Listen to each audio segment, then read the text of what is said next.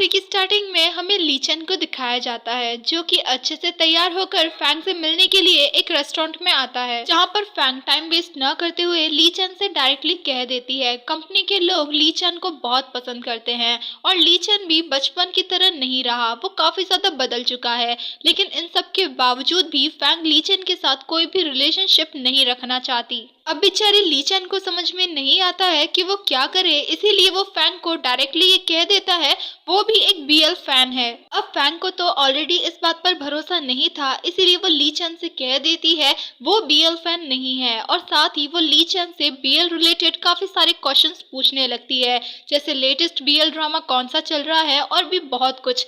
लेकिन बेचारे ली चेन को तो इस बारे में कुछ भी पता नहीं होता और वो बहुत ही ज्यादा कंफ्यूज हो जाता है। साथ ही वो फैंग के किसी भी क्वेश्चन का आंसर नहीं कर पाता। फैंग ली चेन से कहती है वो अपनी लाइफ पीसफुली जीना चाहती है, इसीलिए ली चेन बचपन की तरह उसे परेशान करना बंद कर दे। अब ली चेन को तो किसी न किसी तरीके से फैंग से दोस्ती करनी थी, इसीलिए वो फैंग से कहता है वो बस बीएल वर्ड को समझना चाहता है, इसीलिए वो फैंग से बातें करना चाहता है। जिसे सुनकर फैंग बहुत ही एक्साइटेड हो जाती है और कहती है क्या तुम्हें ऐसा लगता है तुम बहुत ही लोनली हो और ये दुनिया तुम्हें नहीं समझती। और साथ ही वो कुछ टाइम बाद ये भी कह देती है कि ली चेन मुरान को पसंद करता है। अब ली चेन फैंग को एक्सप्लेन करने की कोशिश करता है जैसा वो समझ रही है वैसा कुछ भी नहीं है, लेकिन फैंग तो कुछ भी समझने के लिए तैयार ही नहीं थी। इनफैक्ट वो इतनी ज्यादा एक्साइटेड हो जाती है कि वो सीधा ली चेन का हाथ पकड़ लेती है और वो ली चेन से कहती है वो ली चेन की हेल्प करेगी उसकी इंटरनल फीलिंग्स को बाहर लाने के लिए। एक्चुअली फैंग को लग रहा था ली चेन मुरान को पसंद करता है और वो इस बात को सभी से हाइड रखना चाहता है, और दूसरी तरफ ली चेन को तो बस बहाना चाहिए था फैंग से बात करने का, इसीलिए वो फैंग की हर बातों में हाँ मिलाता है। एंड इवनिंग में हमें बार का सीन दिखाया जाता है जहां पर वो तीनों फ्रेंड आए हुए थे। ली चेन बहुत ही ज्यादा खुश था बिकॉज फाइनली उसने फैंग से फ्रेंडशिप कर ली थी, लेकिन मुरान तो ये जानने के लिए बहुत ही ज्यादा एक्साइटेड था आखिर ली चेन ने ये सब कुछ कैसे किया। जिस पर ली चेन कहता है उसने बस बीएल वर्ड का सहारा लिया, उसने फैंग से कहा कि वो इस बीएल वर्ड को समझना चाहता है। जिसे सुनकर मुरान बहुत ही ज्यादा खुश होता है और वो ली चेन से कहता है वो जल्द ही ली चेन की शादी का विटनेस बनेगा। तभी ली चेन मुरान से कहता है उसे आगे भी मुरान की हेल्प की जरूरत पड़ेगी तो क्या मुरान उसकी हेल्प करेगा। जिस पर मुरान उसे कहता है ऑफ कोर्स वो करेगा। साथ ही ज़्याओ भी ली चेन से कहता है वो भी ली चेन की हेल्प करेगा। ली चेन इतना ज्यादा खुश था कि वो बार में आए हुए सभी लोगों को ट्रीट दे देता है। सीन शिफ्ट होता है और हमें उस मिस्टीरियस मैन को दिखाया जाता है जो कि ज़्याओ और मुरान पर नजर रखे हुए था। उन दोनों को इतना क्लोज देखकर उस मिस्टीरियस मैन को बहुत गुस्सा आता है। इनफैक्ट वो अपने हाथ को मुट्ठी कर लेता है और वो तब तक उन दोनों का पीछा करता है जब तक कि वो लोग टैक्सी से वहां से चले नहीं जाते। नेक्स्ट मॉर्निंग हमें ली चेन को दिखाया जाता है जो कि कंपनी में मुरान के शोल्डर पर हाथ रखते हुए और उससे बात करते हुए आ रहा था। तभी ली चेन की नज़र फैंग पर जाती है और जैसे ही वो फैंग को देखता है वो मुरान के शोल्डर पर से अपना हाथ हटा लेता है। मुरान ली चेन से कहता है क्या हुआ, उसने अपना हाथ क्यों हटा लिया। और बाद में मुरान नोटिस करता है फैंग उन दोनों की तरफ ही देख रही है तो उसे लगता है ली चेन ने अपना हाथ इसीलिए हटा लिया बिकॉज वो फैंग के सामने जेंटलमैन बनना चाहता है। तभी ली चेन शाउट करके मुरान की उस इंजरी के बारे में पूछता है जो कि मुरान के नेक पर ली चेन के बाइट करने से हो गई थी। मुरान ली चेन से कहता है उसने अचानक उस बारे में बात क्यों की और जो भी इतना लाउडली। इन सब की वजह से मुरान बहुत ही ज्यादा एम्बैरेस होता है। लेकिन फैंग तो वांग की तरफ देखकर लाइव ये बीएल सीरीज एंजॉय कर रही थी। तो जब कभी भी ली चेन फैंग को अपने आसपास देखता है तो वो मुरान के क्लोज होने की कोशिश करता है और हमारे मुरान को तो कुछ भी समझ में नहीं आता कि ली चेन आखिर क्या कर रहा है और क्या करने की कोशिश कर रहा है। ये सब कुछ देखने के बाद फैंग ली चेन की इस बहादुरी के लिए उसे अप्रिशिएट करती है। इवनिंग के टाइम पे हमें मुरान और ज़ायो को दिखाया जाता है जो कि कंपनी से वापस घर जा रहे होते हैं। वहाँ पर वो मिस्टीरियस पर्सन भी था जो कि उन दोनों पर नजर रख रहा था। मुरान ज़ायो से कहता है उसे कुछ काम है इसीलिए ज़ायो घर चला जाए और मुरान बाद में आ जाएगा। देन ज़ायो वहाँ से चला जाता है। ज़ायो के जाने के बाद वो मिस्टीरियस मैन मुरान को फॉलो करने लगता है और जैसे ही उसे मौका मिलता है तो वो मुरान को एक जोरदार पंच करता है जिसकी वजह से मुरान नीचे गिर जाता है।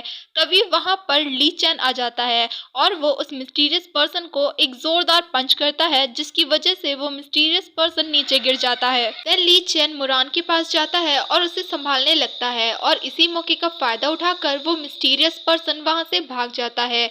लेकिन जल्दबाजी में उस मिस्टीरियस पर्सन का नेकलेस वहीं पर गिर जाता है, जिसे बाद में ली चैन उठा लेता है। ली चैन मुरान को लेकर घर आता है, जहाँ पर जायो और ली चैन दोनों ही मुरान की बहुत केयर कर रहे थे। साथ ही वो लोग ये भी सोच रहे थे मुरान के साथ ये सब कुछ कौन कर सकता है। ली चैन मुरान से कहता है क्या वो लोग मुरान को लेकर हॉस्पिटल जाए, और जायो भी मुरान से पूछता है क्या इन दिनों मुरान ने किसी को ऑफेंड किया है, जिसे सुनकर मुरान कहता है नहीं, इन दिनों उसने किसी भी पर्सन को ऑफेंड नहीं किया। साथ ही मुरान उन लोगों को ये भी बताता है जिस किसी ने भी मुरान पर अटैक किया है उसकी स्मेल बिल्कुल वैसी ही थी जैसे कि मुरान ने इस अपार्टमेंट में तब फील की थी जब जायो की तबीयत खराब थी। मतलब कि उस अटैकर और उस मिस्टीरियस पर्सन दोनों एक ही थे। ली चैन पुलिस कंप्लेंट करने का डिसाइड करता है, लेकिन मुरान उसे रोकता है और कहता है उनके पास कोई विटनेस नहीं है और ना ही कोई प्रूफ कि किसी ने मुरान पर अटैक किया है। जिस पर ली चैन कहता है कि वो आई विटनेस है और उसके पास प्रूफ भी है, और वो उन दोनों को वो नेकलेस दिखाता है जो कि उसने उस जगह से उठाया था। उस नेकलेस को ज़ियाओ लेता है और उसे देखकर कहता है क्या ली चैन श्योर है कि ये वही नेकलेस है जो कि उस अटैकर के पास था। जिस पर ली चैन कहता है डेफिनेटली ये उसी इंसान का है जिसने मुरान पर अटैक किया था। जायो उस नेकलेस को देखकर शॉक था, तो वो दोनों जायो से पूछते हैं क्या वो उस इंसान को जानता है। देन सीन शिफ्ट होता है और हमें उस मिस्टीरियस पर्सन को दिखाया जाता है जो कि मॉर्निंग में अपनी फैमिली के साथ ब्रेकफास्ट कर रहा था, और फाइनली हमें पता चलता है इस मिस्टीरियस मैन का नाम फू योंगजी है। इसकी पर्सनैलिटी रूड, स्ट्रेट फॉरवर्ड और सैवेज है। योंगजी के डैड उससे पूछते हैं आखिर उसके फेस को क्या हुआ है, जिस पर योंगजी रूड वे में आंसर करता है उसने कल रात किसी पर अटैक किया था और उस इंसान को बचाने के लिए उसके फ्रेंड ने योंगजी पर अटैक किया। योंगजी की मॉम उसके इतने रूड बिहेवियर के लिए उसे डांटती हैं। डैड योंगजी की मॉम को शांत करवाते हैं और योंगजी से सिर्फ एक क्वेश्चन पूछते हैं कहीं उसका फेस किसी ने देखा तो नहीं, जिस पर योंगजी कहता है उसने फेस मास्क लगा रखा था और वहाँ पर किसी भी तरह का सीसीटीवी कैमरा नहीं था। तभी वहाँ पर ज़ियाओ आता है और हमें पता चलता है योंगजी ज़ियाओ का ब्रदर है। मॉम ज़ियाओ को ब्रेकफास्ट करने के लिए कहती है। योंगजी से ज़ियाओ कहता है उसे अकेले में योंगजी से बात करनी है। दूसरी तरफ ली चैन और मुरान दोनों को भी पता चल गया था मुरान पर जिसने अटैक किया था वो कोई और नहीं ज़ियाओ का यंगर ब्रदर योंगजी था, लेकिन इस बात पर अभी भी ली चैन को बिलीव नहीं हो रहा था। जिस पर मुरान कहता है योंगजी ज़ियाओ का स्टेप ब्रदर है न कि रियल, जिस पर ली चैन कहता है क्या हुआ, फिर भी वो एक फैमिली है। लेकिन एक बात समझ में नहीं आई, आखिर योंगजी ने उसके ब्रदर के फ्रेंड के साथ ऐसा क्यों किया।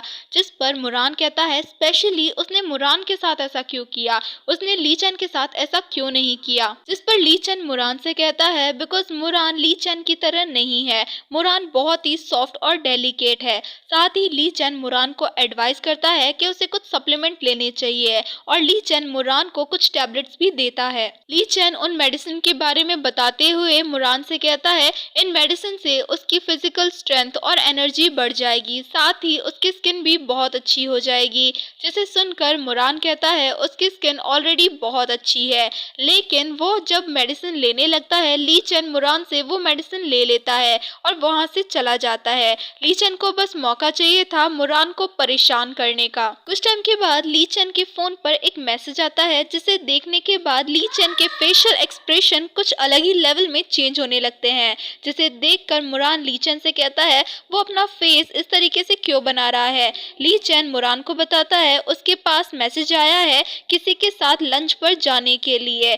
मुरान उस मैसेज को देखने की कोशिश करता है कि वो किसने भेजा है, लेकिन ली चैन मुरान से अपना फोन हाइड कर लेता है। देन जायो योंगजी को कन्फ्रंट करते हुए कहता है योंगजी ने जायो के रूममेट्स पर अटैक क्यों किया। जिस पर योंगजी कहता है उसे जायो के रूममेट बिल्कुल भी पसंद नहीं है।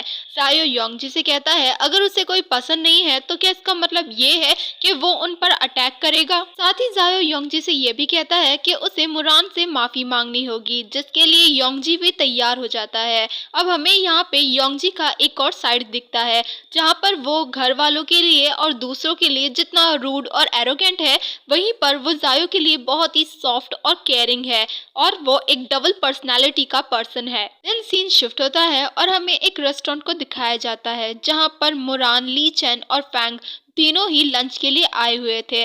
मुरान ली चेन और फैंग के बीच में बहुत ही ऑकवर्ड और अनकंफर्टेबल फील कर रहा था, जहाँ पर फैंग बार बार ली चेन को फोर्स कर रही थी ताकि वो मुरान को कन्फ्रंट करे, बिकॉज फैंग के दिमाग में तो उन दोनों को लेकर एक अलग ही इमेजिनेशन चल रही थी। देन ली चेन गलती से मुरान पर पानी गिरा देता है और वो उस जगह पर पानी गिराता है जहाँ पर शायद ली चेन को पानी नहीं गिराना चाहिए था। फैंग इन सबको एंजॉय करती है और अपने फोन में उस मोमेंट की एक फोटो ले लेती है। मुरान ली चेन की इस गलती पर उससे बहुत ही ज्यादा गुस्सा हो जाता है। देन मुरान जैसे ही वॉशरूम से खुद को क्लीन करके बाहर आता है, वो नोटिस करता है फैंग ने ली चेन के फोन पर कुछ मैसेज और फोटोज भेजी है। ली चेन अपना फोन लेने ही वाला था, लेकिन मुरान ली चेन से उसका फोन छीन लेता है। मुरान उन सभी मैसेजेस और फोटोज को चेक करता है। फैंग ने ली चेन को वही फोटो भेजी थी जो उसने अभी अभी रेस्टोरेंट में ली थी। मुरान उन मैसेजेस को भी पढ़ता है जिसमें फैंग ने लिखा हुआ था ली चेन को मुरान के इतना क्लोज जाकर कैसा फील हुआ। मुरान इन सब के बारे में ली चेन से कन्फ्रंट करते हुए कहता है आखिर फैंग उसे इस तरह के मैसेजेस और फोटोज क्यों भेज रही है, जिस पर ली चेन मुरान से कहता है वो मुरान को सब कुछ एक्सप्लेन करेगा, लेकिन यहाँ पर नहीं, रूम पर जाकर। अब मुरान भी ज्यादा कुछ बहस नहीं करता और ली चेन से सीधा रूम पर चलने के लिए कहता है। अब बेचारा ली चेन तो गया। देन सीन शिफ्ट होता है और हमें रूम का दिखाया जाता है जहाँ पर मुरान के पास ली चेन का फोन था।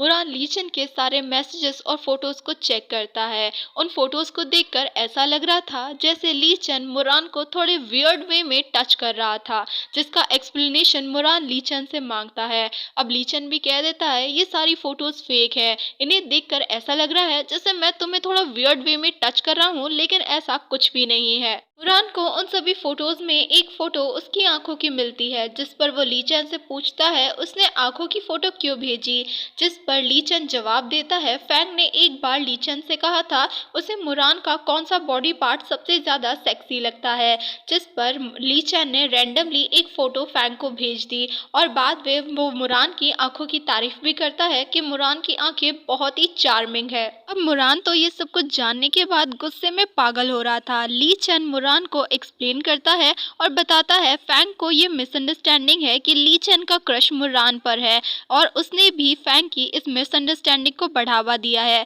बिकॉज इस वजह से वो फैंग से बातें कर सकता था और उसे बस यही एक गोल्डन चांस चाहिए था ताकि वो फैंग को इम्प्रेस कर सके। अब मुरान चिल्लाते हुए ली चेन से कहता है अगर ये फोटोज लीक हो गई तो मुरान की रेपुटेशन का क्या होगा, जिस पर ली चेन मुरान से कहता है ये उसका सीक्रेट क्रश है, इसीलिए इसका इफेक्ट मुरान पर बिल्कुल भी नहीं पड़ेगा। और मुरान साथ ही ये भी पूछता है अगर ली चेन का सीक्रेट क्रश मुरान है तो उसका फैंग के साथ रिलेशनशिप आगे कैसे बढ़ेगा, जिस पर ली चेन मुरान से कहता है वो फैंग की हेल्प लेते लेते उसके साथ एक अच्छा रिलेशनशिप बना लेगा, जिसके बाद फैंग खुद ली चेन को बताएगी कि वो ली चेन को पसंद करती है और बाद में वो उसके लिए एक बहुत बड़ा सेक्रीफाइस देगा जो कि मुरान होगा, जिस पर मुरान चिल्लाते हुए कहता है सेक्रीफाइस करोगे और वो भी तुम, जिस पर ली चेन कहता है हाँ ठीक है तुम भी तो करोगे। साथ ही ली चेन मुरान को कन्विंस करने की कोशिश करता है ताकि मुरान उसकी हेल्प करे और जिससे वो फैंग को इम्प्रेस करे और उसके साथ अपने शादी के सपने को पूरा कर सके, और वो पूरी कोशिश करता है मुरान को कन्विंस करने की।